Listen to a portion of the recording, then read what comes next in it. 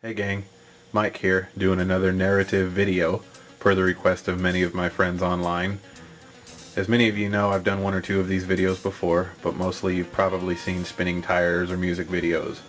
As you guys know, my kit is a combination of an 84 and an 85 Trans Am that I've been tinkering around with for the last 13 years. I'd like to take a minute to share some of my car's updates and features with many of you that asked and those that just dig Knight Rider too. I know there are not many of us 3rd, 4th season folks out there, but if you're anything like me, you really got into this style of kit. My dashboard shell is from Mark's Custom Kits, and my electronics are from Jupiter Electronics. Some of my components like my pods, overlays, and other gadgets came from some awesome people that I've met on the foundation over time. My steering wheel is also from Mark's Custom Kits. I think it's time to bring him to life now. I've tried over time to make the dash functional in as many ways as I can, starting with my functional compass, which does function as my car changes direction, but also serves as my turn signal indicators.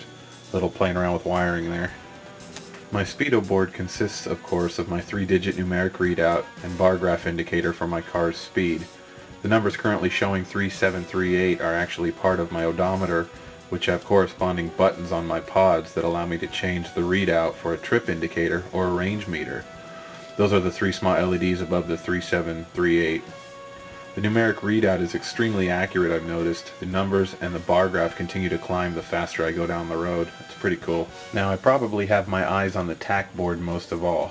Number one, because it's just cool to look at, and because most of the Trans Am's functioning gauges are there. The Tack, water temp, fuel and oil pressure gauges are functioning on this board. Thanks Brennan for getting it working again. The board to the right is my Power Auto Normal Pursuit board. I've tied 2 volt gauges into this board as well as the higher numbers off my car's odometer, so it has some functionality to it. Kit's voice box is tied into a dash speaker as well as a few other onboard audio functions. Check it out. I am the Knight Industries 2000. My serial number is Alpha Delta 227529. I am unauthorized to allow access to my central processing unit. This is all I've done so far with my overhead console, guys. I'm still waiting on some buttons for this part. I know that several people use Jupiter Electronics for their overhead console, but this piece on Jupiter aren't real buttons, and I'm waiting on real buttons for that, for some functions. I really haven't done a whole lot with the overhead console yet, other than the fact I've put my buttons in. These are actual push buttons. There's a bird on my car. There's a freaking bird on my car while I'm doing this. Check it out. Go away, birdie. You little turd. You must like Knight Rider. Freak. Anyway, where was I? These are my push buttons that I put in. These are real buttons. They're not just glued on or taped on, or I'll save that as to how those were done later. But the neat thing is I installed my camera up here. That camera right there is tied into my monitor on my dashboard. The monitor will display what the camera is showing, and that camera can actually pivot forward and backwards.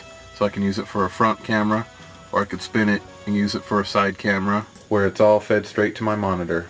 Now my scanner there is by Brennan Fulbright, combined with a custom scanner bar that I built. The scanner bar was made taller to eliminate any gaps I had in Kit's nose there.